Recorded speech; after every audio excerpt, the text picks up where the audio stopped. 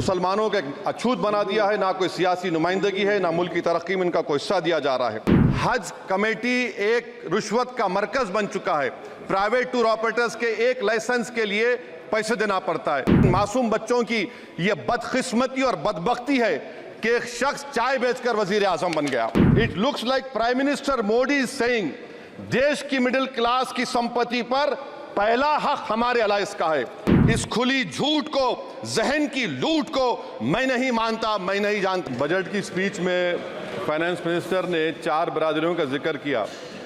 भारत की सबसे बड़ी अक़लियत मुसलमान है 17 करोड़। मैं हुकूमत से जानना चाहता हूं कि क्या 17 करोड़ मुसलमानों में गरीब नहीं है, नौजवान नहीं है, किसान नहीं है, ख़वातीन नहीं है?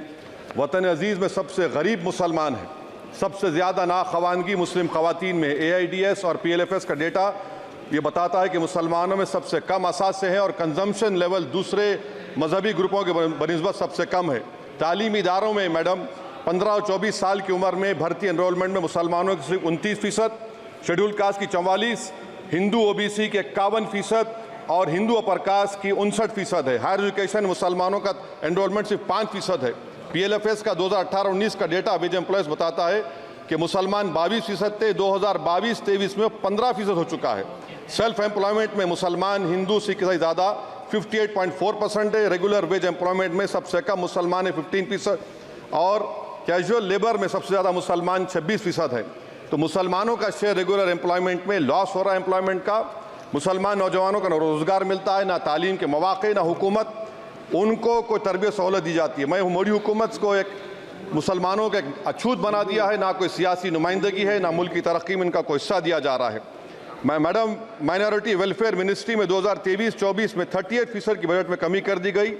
5,000 से 3,000 करोड़ कर दिया गया। इस साल के बजट में सिर्फ चंद 100 करोड़ का इजाफा किया गया, मगर 23-24 के बजट के लेवल पर पैसे मुख्तसर नहीं किए गए। ये मोदी हुकूमत की बदनीयती और झूठा कमिटमेंट अक़लियतों के ताल्लुक से। तालीम के उस अक़लियती स्कॉलरशिप मैडम अक़लियतों के गरीब तलबा और तालिबात को दी जाती रकम में कमी कर दी गई। 2019 में मोदी ने कहा था कि 1 करोड़ स्कॉलरशिप दिए जाएंगे, अब सिर्फ 58 लाख दिए जा रहे हैं। 47% अक़लियती एप्लीकेंट्स को हर साल स्कॉलरशिप से महरूम कर दिया जा रहा है। 10 साल से मैं कह रहा हूं कि डिमांड ड्रिवन करो। डिमांड ड्रिवन के लिए सिर्फ 3,000 करोड़ की जरूरत है, मगर ये हुकूमत सच्चाई को और ईमानदारी से काम नहीं कर रही है। 2007 और 8 से माइनॉरिटी स्कॉलरशिप का नंबर इजाफा नहीं हुआ है। Pre matric scholarship madam Kundu committee ने कहा कि मुसलमानों में drop out rate primary level पर होता है, तो हुकूमत ने 9th क्लास से प्री मैट्रिक स्कॉलरशिप पैसे दे रही है। NDMC की इक्विटी मैडम 800 करोड़ एक मजाक है। PMGAV के में 910 करोड़ दिए गए। सारी दुनिया जानती है कि जहां मुसलमान बसता है गांव में, शहर में, वो अंडर डेवलप एरिया है और आप मजाक करें ऊंट के मुंह में जीरा देकर। हज में 97 करोड़। हज कमेटी एक रिश्वत का मरकज बन चुका है। प्राइवेट टूर ऑपरेटर्स के एक लाइसेंस के लिए पैसे देना पड़ता है, बिल्डिंग सिलेक्शन के लिए पैसे देना पड़ता है, मीना मुजदलफा में कंपनी के सिलेक्शन के लिए पैसे देना पड़ता है। मैं हुकूमत से मुतालबा करता हूं कि ख़त्म किया जाए और CBI से इंक्वायरी करवाई जाए। मोदी हुकूमत को अक़लियतों, बिल्कुल मुसलमानों से नफरत को ख़त्म करना पड़ेगा। मुसलमानों को उनका दस्तूरी हक मिलना चाहिए। आप कैसे विकसित भारत बनाएंगे अगर 17 करोड़ मुसलमान नफरत करेंगे? मैडम पूरी स्पीच में फाइनेंस मिनिस्टर के बच्चों का जिक्र नहीं है। आज हमारे देश में 66 लाख बच्चे रोज भूखे सोते हैं। 46 मिलियन बच्चे स्टंटेड हैं मेल न्यूट्रिशन की वजह से। 25 मिलियन बच्चे वेस्टेड हैं। मासूम बच्चों की यह बदकिस्मती और बदबख्ती है कि एक शख्स चाय बेचकर वजीर आजम बन गया। LTC long term capital gain tax madam was decreased from 20 to 12.5%. However, the indexation benefit has been removed and won't apply to any property purchased after 2001. This will be detrimental to the growth of real estate, limit household capital formation and impact employment generation in construction sector. This change in LTCG is a quasi-wealth tax on household, particularly the middle class. Internship program madam 5 साल में आप 1 करोड़ लोगों को intern कराएंगे, यानी एक company को 4,000 लोगों को ट्रेन करना पड़ेगा। मुझे बताइए क्या ये बड़ी कंपनी का माने क्या है? It is unachievable. Will it be based on market cap, revenue, employ size?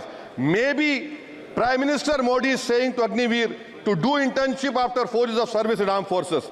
Madam, 21 billion people have given up all hope and stopped looking for jobs. This brings down to 9% eligible population that is either employed or they're looking for jobs. Maybe finance minister can introduce a berozgar tax and tax unemployed as well. No significant increase for social welfare, healthcare. It looks like Prime Minister Modi is saying, देश की middle class की संपत्ति पर पहला हक हमारे allies का है. In real terms, when adjusted to inflation, the allocation of health AB PMJ has declined. Modi is saying he said heal in India during G20. The reality is India is hurting. Madam, this government wants to increase FDI from China. Is the Prime Minister not concerned that our armed forces cannot patrol 26 patrolling points out of 65 in Ladakh? Maybe the Prime Minister wants the Chinese monopoly Indian markets. Import from China have crossed 101 billion in 2024. Prime Minister Modi says Khelo India, but in reality the budget has shown that Modi government policy is Jhelo India. गरीब, middle class, farming, city developers, men and women, सब मोदी को झेल रहे हैं. Madam, in the current financial year, in February 5th, 15,993 MSMEs have been closed. Total MSCs closed have 35,680. Andhra Pradesh bifurcation. This parliament passed a law. For last 10 years, Modi government has shown their intellectual dishonesty in not giving ITR, IIM, Bayaram Steel Factory, Railway Corridor Hazipet, recognition of Palmaru as National Irrigation Project. This shows intellectual dishonesty of this government. Madam, I end my speech by quoting a famous poet, and I'm amending certain verses. 133 crore इंसानों, जिंदगी से बेगानों, सिर्फ हुक्मरानों ने हक तुम्हारा छीना है. खाक ऐसे जीने पर ये भी कोई जीना है. बेशऊर भी तुमको बेशऊर कहते हैं. सोचता हो ये नादान कैसे हवा में रहते हैं. 133 करोड़ इंसानों, कब तक ये खामोशी? चलते फिरते जिंदानों, गरीब खवातीन, नौजवानों, किसानों से रोने की सदाएं आती हैं. जब शबाब पर आकर खेत लहलाता है, किसके नयन रोते हैं, कौन मुस्कुराता है?